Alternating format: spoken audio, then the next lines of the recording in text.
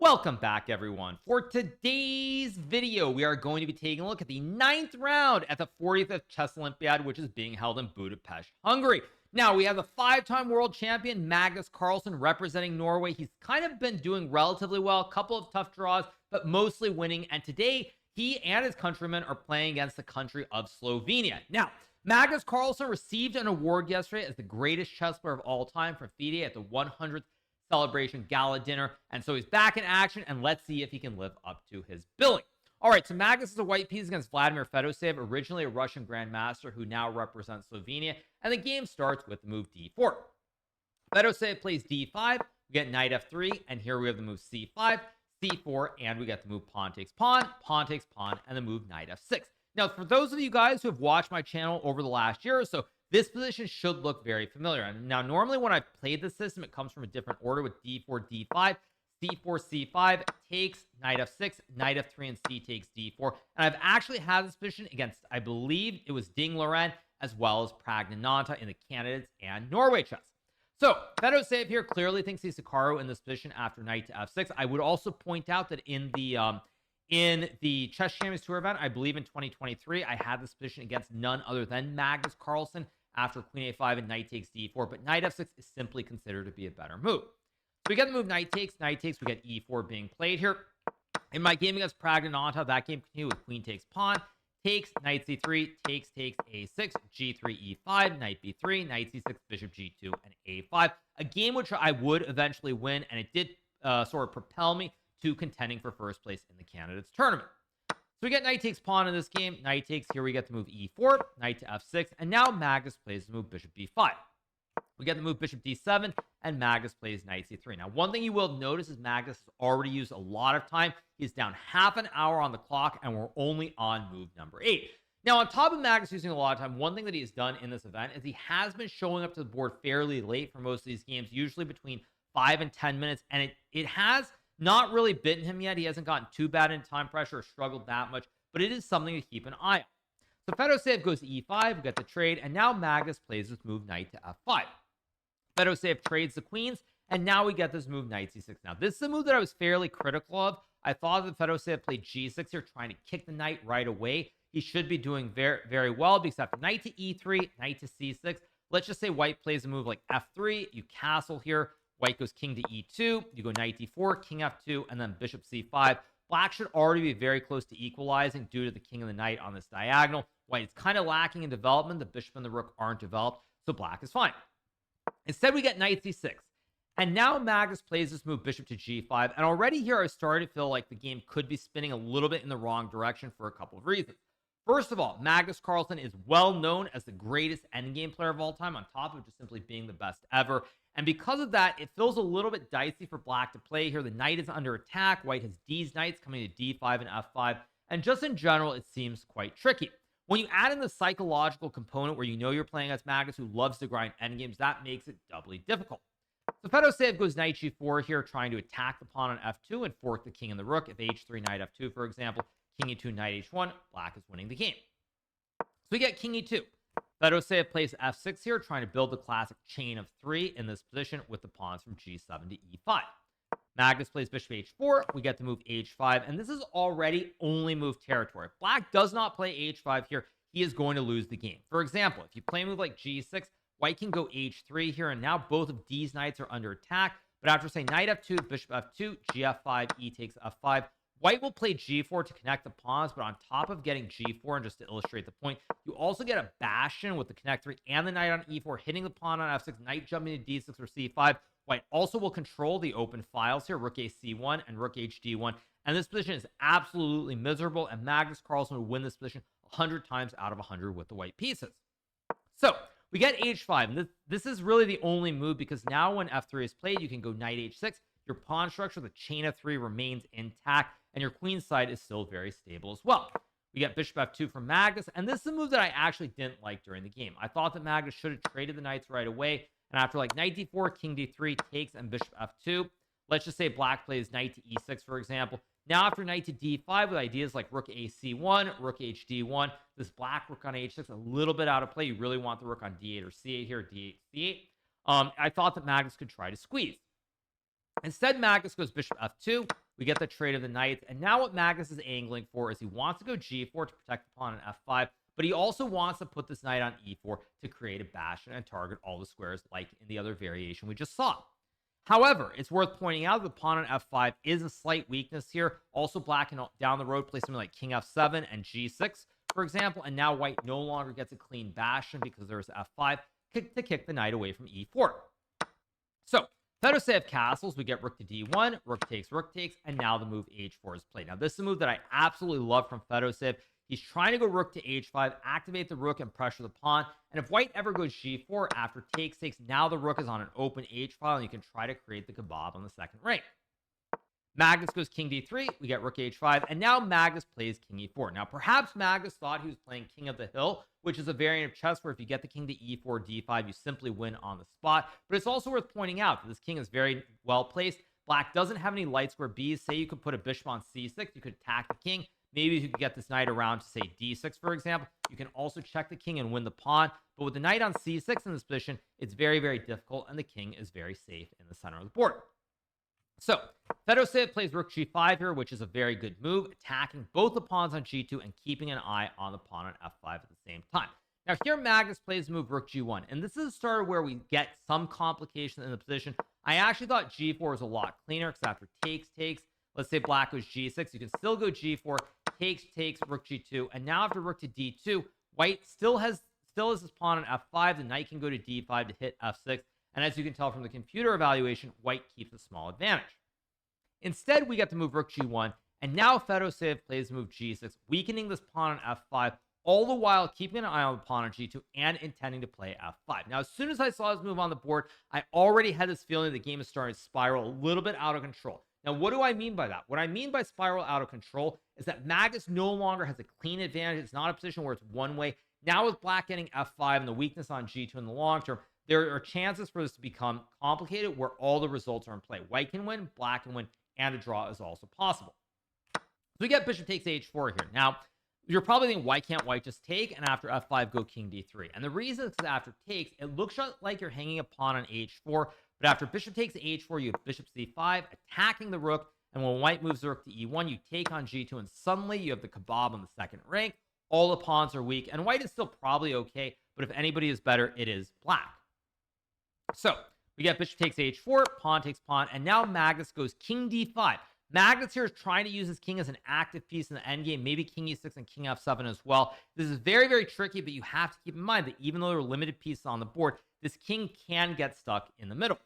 So, Fedoseev plays rook g6, Magnus now goes king e6, and here we get this move bishop to c5. Very logical move, but in fact, not the best one. Computer actually says that I think in this position, after king e6, there's supposed to be some way to force a draw. Oh, I think it's knight d4, king f7, and then rook g7. This doesn't force a draw, by the way, but it gets very tricky because if white takes, there is a repetition with check forever, and the game ends peacefully. And if white were to play this move, king to e8 here, for example, now after knight to e6, I guess white is knight d5, but after bishop c5, rook c1, and rook d7, everything is very much up in the air. If you ever move the knight, you get checkmated by knight g7 or knight c7. So white's king is very iffy here with all these big threats. Computer still says after takes, and knight e7, white is a little bit better, but I honestly think that if this had happened in the game, we would have gotten a draw.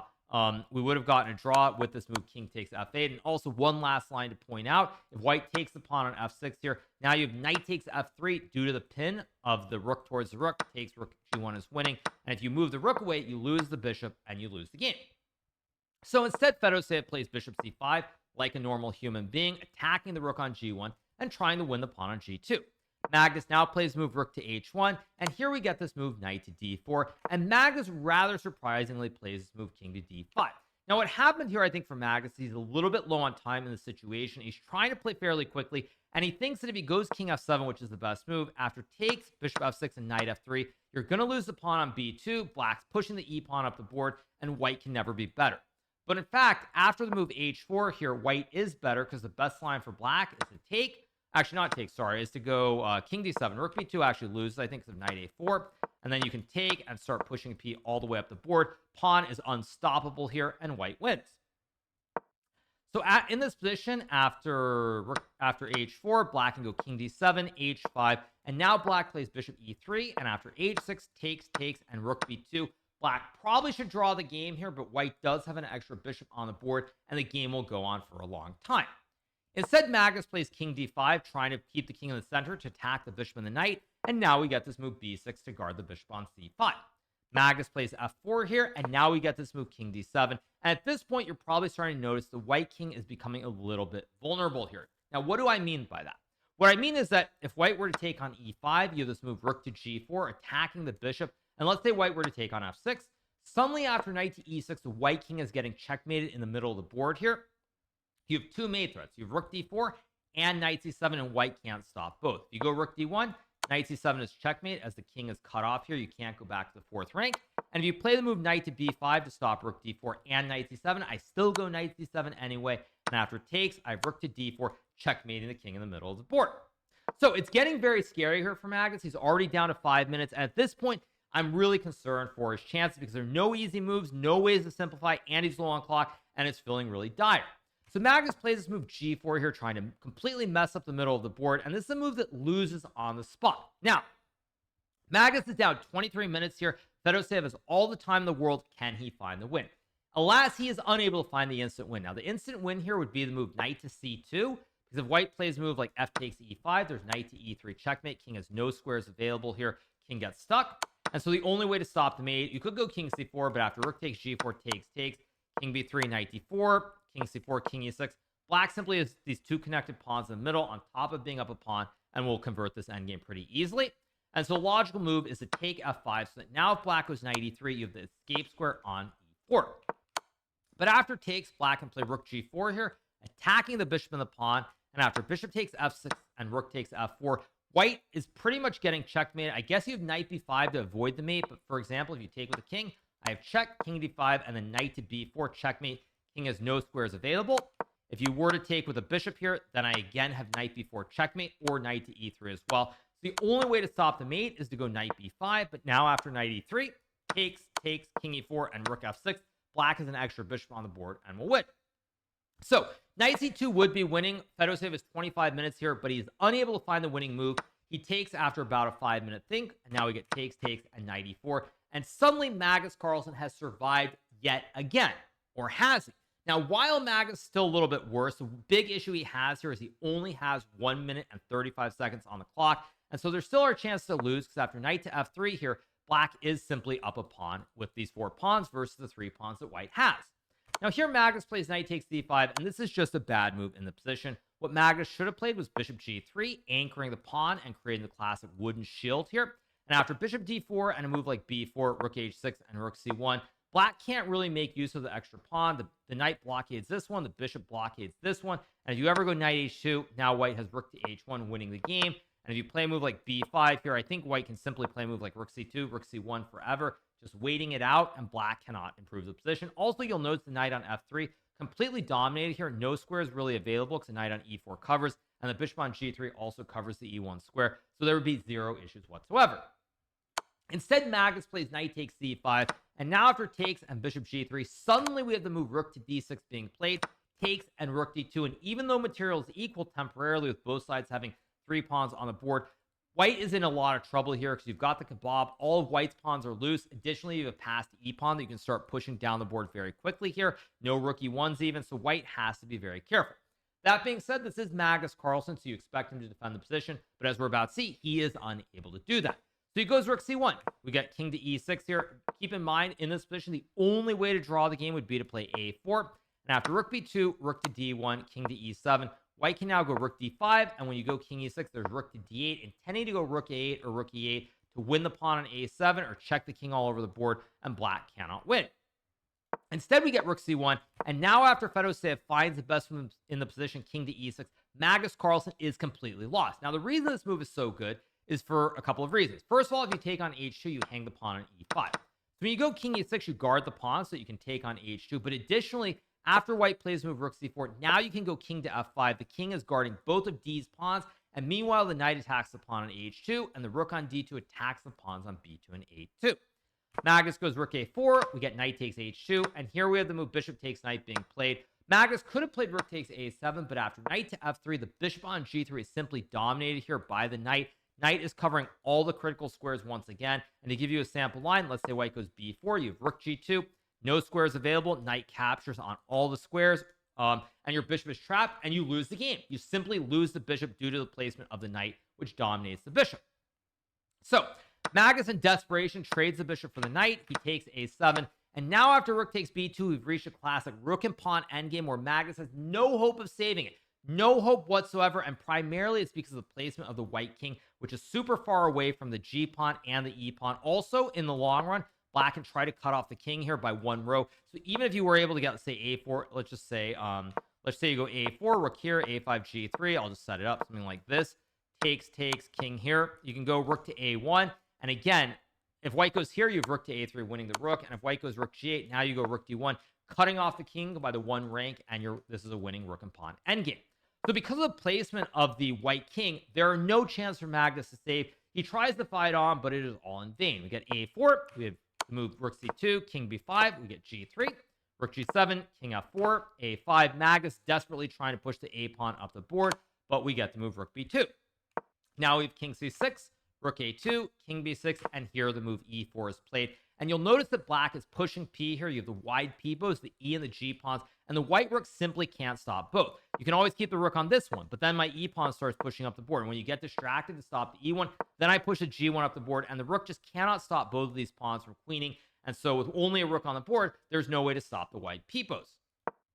So Magnus goes to a6, we get e3, rook f7, king e4, rook e7, king f3, check, king g2, a7, and now we have the move e2, rook to e7, king to f2, guarding the pawn, and Magnus checks on f7. Magnus cannot play a move like king b7 because I simply will queen, and after takes, queen, takes, I go g2 and g1. I use my one last pawn, make a queen, and win the game. So we get rook f7. Now we have king to e3 being played. Magnus goes rook check. We get king d2, check, king c1, check. And now the coup d'etat with the move king to b1, or the coup de grace, with king to b1, and now the white king is shielding the rook from checking. You can't go rook b7 because the king is in the way, and I simply make a queen and win. If the king could magically be somewhere else, maybe you could save the game. Although actually, now that I think about it, even if you could magically put the king on the right squares here where the king gets all the way to the edge, you're still going to lose because after check, I can hide the king on a1, no check on the a file, and after rook e7, g2, I'm still getting a queen anyway with one of the two pawns, so it would be hopeless. But at any rate, with this king being on b6 specifically in this position here, and the king on b1, Magnus Carlsen resigns the game here because when he goes rook e7, you go g2, you cannot stop either one of these pawns from getting to the back row and becoming a queen. In fact, you can't even sack material here, so it's simply over on the spot, which is why after king b1, Magnus Carlsen resigns the game. He suffers a very brutal loss at the hands of Vladimir Fedoseev.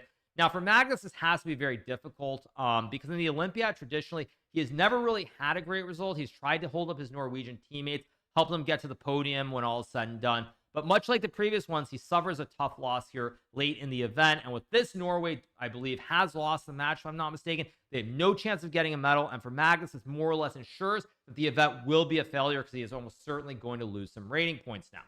So, very tough loss for Magnus, for Vladimir Fedoseev, the Russian player who is now, I believe, emigrated to Slovenia, if I'm not mistaken, represents them. It's a huge win, probably the biggest one of his career in classical chess. He's someone who's had some great wins over very strong players, but lately it feels like he hasn't had the opportunities. So for him to get this big win, to lead Team Slovenia to a victory today is simply amazing. I'm very, very happy for him. He's someone who I believe I will be playing on. I will be playing on the same team with in the Global Chess League coming up in a couple of weeks. So all I can say is big shout out to Big Fish, his username online, for this huge win over Magnus, and hopefully he can keep up the form and help Slovenia maybe finish up strong in the last couple of rounds.